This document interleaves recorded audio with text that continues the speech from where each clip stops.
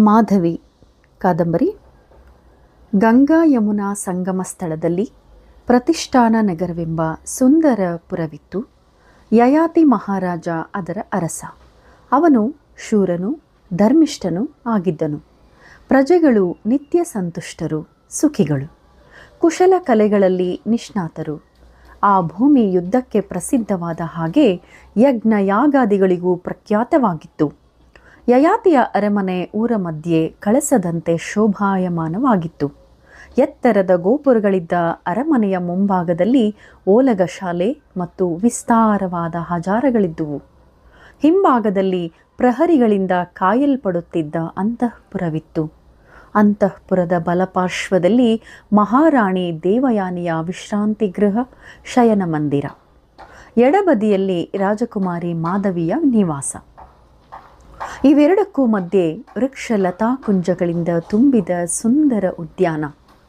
ಅರುಣೋದಯವಾಗಿ ಒಂದು ಪ್ರಹರ ಕಳೆದಿದೆ. ರಾಜಕುಮಾರಿ ಮಾಧವಿ ತನ್ನ ಸಖಿಯರೊಂದಿಗೆ ಉದ್ಯಾನದಲ್ಲಿ ವಿಹರಿಸುತ್ತಿದ್ದಾಳೆ. ಅವಳದು ರತಿದೇವಿಯನ್ನು ಮೀರಿಸುವ ಲಾವಣ್ಯ, ದೇವಕನ್ಯೆಯರನ್ನು ನಾಚಿಸುವ ಆಕರ್ಷಣೆ. ಶುಭ ಲಕ್ಷಣಗಳ ಆ ಷೋಡಶಿಯ ಮೈಬಣ್ಣ ಹಾಲು ಕೆನೆಯಂತಹದ್ದು.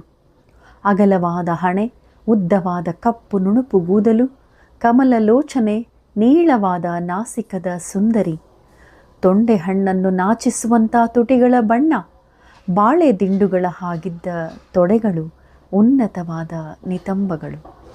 ಮೌನವಾಗಿ ನಡೆಯುತ್ತಿದ್ದ ರಾಜಕುಮಾರಿಯನ್ನು ಕಂಡು ಸಖಿ ಚಾರುನೇತ್ರ ನುಡಿದಳು, ಮಾಧವಿ, ಈ ಅಶೋಕ ವೃಕ್ಷನ ನೋಡು.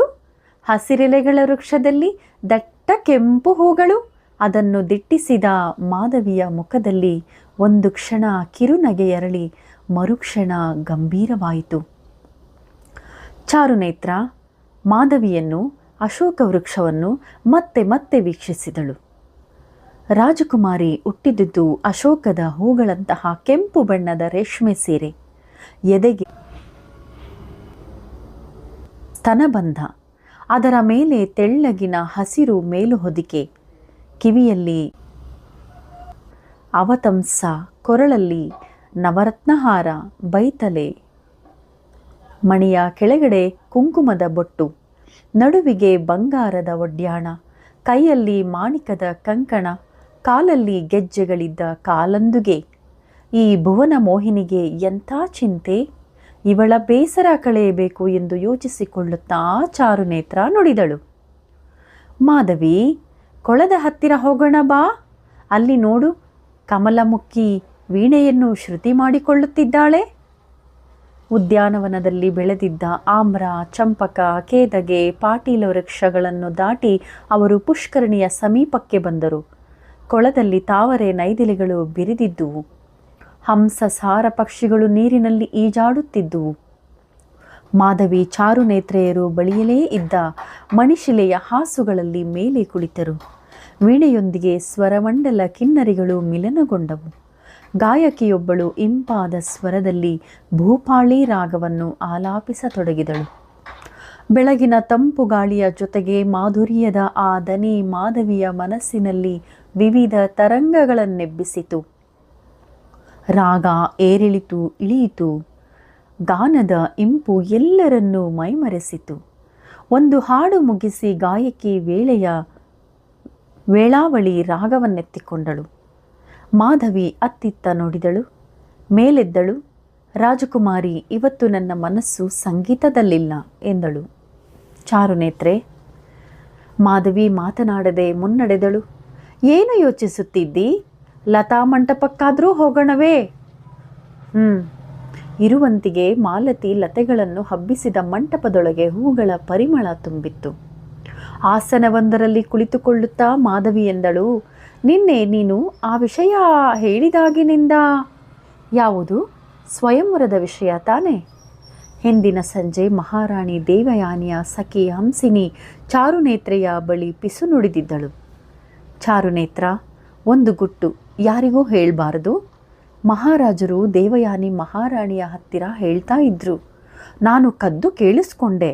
ರಾಜಕುಮಾರಿ ಮಾಧವಿಗೆ ಸ್ವಯಂವರವಂತೆ. ಹೌದಾ? ಯಾವಾಗ? ಈಗ ಕಾರ್ತೀಕ 3 ಮಾಸ ಕಳೆದು ಮಾಘದಲ್ಲಂತೆ. ನಿಜವಾ? ಭೂಮಂಡಲದ ರಾಜಕುಮಾರರನ್ನೆಲ್ಲ ಕರೀತಾರಂತೆ. ಗಂಗಾ ಯಮುನಾ ಸಂಗಮದಲ್ಲಿ ದೊಡ್ಡ ಸ್ವಯಂವರ ಮಂಟಪ ನಿರ್ಮಿಸ್ತಾರಂತೆ. ಆ ಗುಟ್ಟನ್ನು ಚಾರುನೇತ್ರೆ ಮಾಧವಿಗೂ ಅವ್ವೆಗೂ ಹೇಳಿದಳು. ತಬ್ಬಲಿ ಮಗು ಮಾಧವಿಯನ್ನು ಸಾಕಿ ದೊಡ್ಡವಳನ್ನಾಗಿ ಮಾಡಿದ್ದ ಅವ್ವೆಗೆ ಪರಮಾನಂದ, ಮಾಧವಿಗೆ ನಾಚಿಕೆ, ಸಂತೋಷ.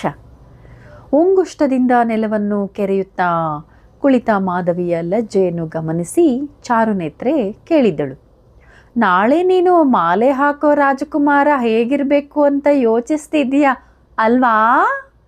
ಹೋಗಮ್ಮ, ಹಾಸ್ಯ ಮಾಡಬೇಡ. ಇಲ್ಲ, ಹೇಳು, ಹೇಗಿರಬೇಕು ನಿನ್ನ ರಾಜಕುಮಾರ? ಮಾಧವಿಯ ಮುಖ ಕೆಂಪರಡಿತು. ಚಾರುನೇತ್ರೆ ಮುಂದುವರಿಸಿದಳು, ಸುಂದರನಾಗಿರಬೇಕು, ಸುಕುಮಾರನಾಗಿರಬೇಕು. ತೇಜ ಪುಂಜವಾದ ಶರೀರ, ಅಂಗಗಳಿಗೆ ತಕ್ಕ ಲಾವಣ್ಯ, ಲಾವಣ್ಯಕ್ಕೆ ತಕ್ಕ ಯೌವನ, ತುಂಬು ಗಾಂಭೀರ್ಯದ ಖನಿ, ವಿಶಾಲವಾದ ಹಣೆಗೆ ದೃಷ್ಟಿ ತಾಗಿಸುವಂಥ ಅಗಲ ಕಣ್ಣುಗಳು, ಹರವಾದ ಎದೆ, ಸಿರಿಮುಡಿಯಲ್ಲಿ ಕಿರೀಟ, ಜಾಜ್ವಲ್ಯಮಾನವಾದ ಕರ್ಣಕುಂಡಲ, ಹಣೆಯಲ್ಲಿ ಕಸ್ತೂರಿ ತಿಲಕ, ಕೊರಳಲ್ಲಿ ತೋರು ಮುತ್ತಿನ ಪದಕ, ತೋಳುಗಳಲ್ಲಿ ಅಂಗದ ಭುಜ ಕೀರ್ತಿ, ಮುಂಗೈಯಲ್ಲಿ ನವರತ್ನಗಳ ಕಡಗಗಳು, ಮೈಗೆ ರೇಷ್ಮೆಯ ದಟ್ಟಿ, ಎದೆಯ ಮೇಲೆ ಗಾಳಿಗೆ ಹಾರುವ ಕೂದಲು. ಕನಸಿನ ರಾಜಕುಮಾರ ಮಾಧವಿಯ ಕಣ್ಣಿಗೆ ಕಟ್ಟಿದ. ಮಾಧವಿ ತಲೆ ತಗ್ಗಿಸಿ ಮಾತು ಸೇರಿಸಿದಳು, ಅವನು ಶೂರನೂ ಉದಾರಿಯೂ ಧರ್ಮಿಷ್ಠನೂ ವಿನಯವಂತನೂ ಆಗಿರಬೇಕು. ಈ ಎಲ್ಲ ಗುಣಗಳುಳ್ಳವನು ಈ ಪ್ರಪಂಚದಲ್ಲಿ ಸಿಗಬಹುದೇ ಮಾಧವಿ? ಸಿಗಬಹುದು ಚಾರುನೇತ್ರೆ. ಅವನು ಏಕಪತ್ನಿ ವ್ರತನಾಗಿರಬೇಕು. ನನ್ನನ್ನು ಬಿಟ್ಟು ಬೇರೊಬ್ಬರನ್ನು ನೋಡಲೇಬಾರದು. ರಾಜ ಎಂದರೆ 1000 ಹೆಂಗಸರ ಸರದಾರ. ನನ್ನ ರಾಜಕುಮಾರ ಹಾಗಲ್ಲ. ಚಾರುನೇತ್ರೆ ನಗಲಾರಂಭಿಸಿದಳು. ಮದುವೆಯಾಗೋ ಮುಂಚೆನೇ ರಾಜಕುಮಾರನ ಪರವಾಗಿ ವಾದಿಸ್ತೀಯಲ್ಲ, ಇನ್ನು ಆಮೇಲೆ ಗತಿ? ಲತಾ ಮಂಟಪದ ಬಾಗಿಲಲ್ಲಿ ಯಾರೋ ನಿಂತಂತಾಗಿ ಮಾಧವಿ ಕತ್ತೆತ್ತಿ ನೋಡಿದಳು. ರಾಜಕುಮಾರಿಗೆ ಒಳಿತಾಗಲಿ, ಮಹಾರಾಣಿಯವರು ಹೇಳಿ ಕಳುಹಿಸಿದ್ದಾರೆ ಎಂದಳು ದಾಸಿ ಹಂಸಿನಿ. ಯಾಕೆ? ಲಕ್ಷ್ಮೀ ಪೂಜೆಗೆ ದೇವಾಲಯಕ್ಕೆ ಹೋಗಬೇಕಂತೆ. ಮಾಧವಿ ಜಟ್ಟನೆ ಎದ್ದಳು. ಇಂದು ಕಾರ್ತಿಕ ಶುದ್ಧ ಪಾಡ್ಯವಲ್ಲವೇ? ಮನೆ ದೇವತೆಯ ಲಕ್ಷ್ಮಿಯ ಪೂಜೆಗೆ ಈ ದಿವಸ ಹೋಗುವುದು ಎಷ್ಟೋ ಸಮಯದಿಂದ ನಡೆದು ಬಂದ ಪದ್ಧತಿ. ಒಳಗೆ ಹೋಗು, ಅರ್ಚನಾ ದ್ರವ್ಯಗಳನ್ನು ತೆಗೆದುಕೊಂಡು ಅವ್ವೆಗೆ ಹೇಳಿ ಬರಬೇಕು. ಚಾರುನೇತ್ರೆ ಗೃಹದೊಳಕ್ಕೆ ಹೊಕ್ಕು ಕ್ಷಣಾರ್ಧದಲ್ಲಿ ಪೂಜಾ ಸಾಮಗ್ರಿಗಳನ್ನೆಲ್ಲ ಸಿದ್ಧಪಡಿಸಿ ಬಂಗಾರದ ಹರಿವಾಣದಲ್ಲಿರಿಸಿದಳು. ಅವ್ವೆ ಮಾಧವಿಯ ಮುಡಿ ತಿದ್ದಿ ದೃಷ್ಟಿ ನಿವಾಳಿಸಿ, ಹೋಗಿ ಬಾ ಮಗು ಎಂದು ಬೀಳ್ಕೊಟ್ಟಳು. ಬಿಳಿ ಕೂದಲ ಸುಕ್ಕು ಮುಖದ ಅವ್ವೆ ದೇವಯಾನಿಯ ಅಂತಃಪುರದತ್ತ ಸಾಗುತ್ತಿರುವ ಮಾಧವಿಯನ್ನೇ ನೋಡುತ್ತಾ ನಿಂತಳು. ನಿನ್ನೆ ಮೊನ್ನೆ ಎಳೆಗೂ ಸಾಗಿದ್ದ ಮಾಧವಿ ಎಷ್ಟು ಬೇಗ ಇಂಥ ಚೆಲುವಿನ ಸಿರಿಯಾದಳು ಎಂದು ಅವಳಿಗೆ ಆಶ್ಚರ್ಯ. ಇವಳನ್ನೇ ಅಲ್ಲವೇ ಮಹಾರಾಜರು ಅಪಶಕುನ ಮುದ್ದೆ ಎಂದದ್ದು ಎಂದು ಹಳೆಯ ನೆನಪನ್ನು ಕೆದಕಿದಳು. ಮುಂದುವರಿಯುತ್ತದೆ.